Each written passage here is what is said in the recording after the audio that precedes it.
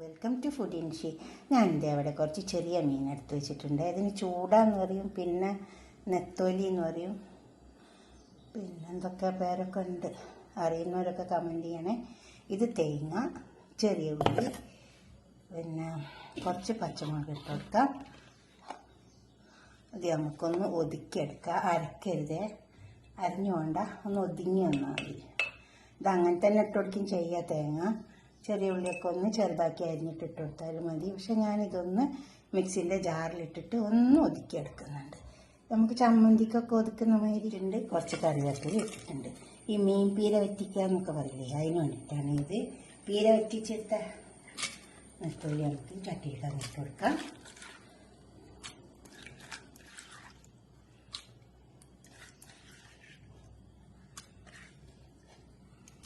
അതിലിട്ടുണ്ട് കുറച്ച് പുളിവെള്ളം ഒഴിച്ച് കൊടുക്കാം.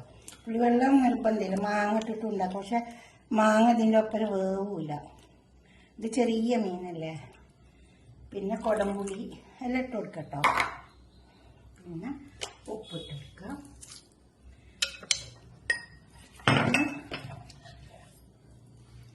ഇഞ്ചി വെളുത്തുള്ളി.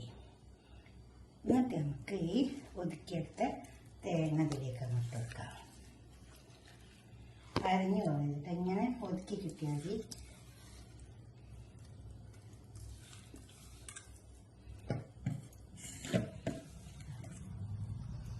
ഇനി ഇതിലേക്ക് കുറച്ച് വെളിച്ചെണ്ണ ഒഴിച്ച് കൊടുക്കാം. കോക്കനട്ട് ഓയിലാണ്. എന്നിട്ട് വലിയ പണിയൊന്നുമില്ല. നമുക്കിതിനെ ഇങ്ങോട്ട് കുഴച്ചെടുക്കാം.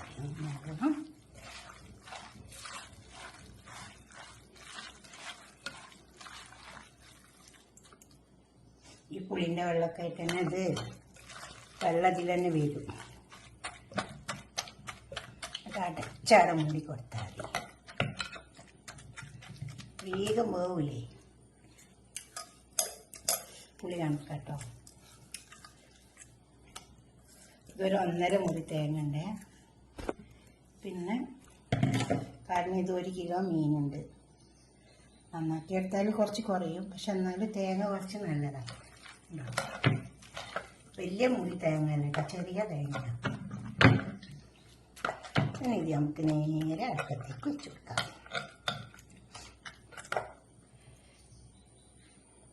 നേരെ വെച്ച് കൊടുക്കാം. ഈ തേങ്ങ അരച്ച മിക്സിയിൽ കുറച്ച് വെള്ളം ഒഴിച്ച് കൊടുത്തിട്ടുണ്ട്. ഇത് കത്തി വരുമ്പോൾ തന്നെ അധികം വെള്ളം തിന്നും വരും. പിന്നെ അധികം വെള്ളമൊന്നും ഒഴിച്ച് കൊടുക്കണ്ടേ. ഇത് വെന്ത് വന്ന് ഇങ്ങനെ അടിച്ചാട് മൂടിയിട്ട് കൊടുത്താൽ മതി. പിന്നെ വേറെ ഒന്നും നോക്കണ്ട. ഒന്ന് ഇതുപോലെ ഒന്ന് മറിച്ച് വെച്ച് കൊടുത്താൽ വെന്തട്ടാണ്. ഈ ചട്ടി കിടന്നിട്ടങ്ങ് വന്നു.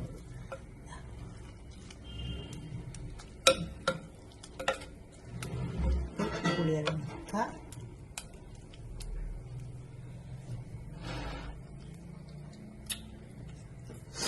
കുറച്ചൊരു വെള്ളം ഇവിടെ കാണുന്നുണ്ട്. അതായത് കിടന്നിട്ടങ്ങ് വറ്റിക്കോളും. നമുക്ക് തീ ഓഫാക്കി കൊടുക്കാം. കുറച്ചൊരു അതായത് കിടന്ന് വറ്റിക്കോട്ടെ. നല്ലോണം വെന്ത് എല്ലാം നല്ല നമുക്ക് കുറച്ച് വെളിച്ചെണ്ണ കൂടെ വെച്ചു. എന്നിട്ട് നമുക്കൊരു പാത്രത്തിലേക്ക് മാറ്റാം. കുറച്ച് വെളിച്ചെണ്ണ വെച്ചാൽ മതി. ഇതുപോലൊക്കെ ഒന്ന് ഉണ്ടാക്കി വെക്കുക. നിങ്ങളെ അഭിപ്രായം നിർദ്ദേശമൊക്കെ ഒന്ന് കമൻറ്റ് ബോക്സിൽ അറിയിച്ചോട്ടെ. ഇതുപോലെ ഉണ്ടാക്കി വെക്കുക. നമുക്കൊരു പാത്രത്തിലേക്ക് മാറ്റാം. ചോറ് ഇവിടെ കൊണ്ടുവന്ന് വെച്ചിട്ടുണ്ട്. കണ്ടോ, എന്താ നമുക്ക് മീൻ പീര വറ്റിച്ചും കൂട്ടിയിട്ട് ചോറ് വയ്ക്കുക. അപ്പം അതിന് ഞാൻ കുറച്ച് സാമ്പാറൊക്കെ ഉണ്ടാക്കിയിട്ടുണ്ട്. ഈ ചോറ്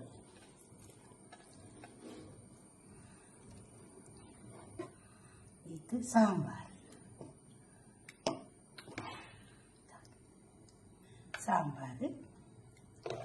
അതുപോലെ തന്നെ നമ്മളെ മീൻ പീര വറ്റിച്ചതില്ലേ, ഇതേപോലെ ഒന്ന് ഉണ്ടാക്കി വയ്ക്കുക. ഒരു നേരം ഇങ്ങനെയൊക്കെ ഒന്ന് ഉണ്ടാക്കി കഴിച്ച് വയ്ക്കുക. പിന്നെ പപ്പടം.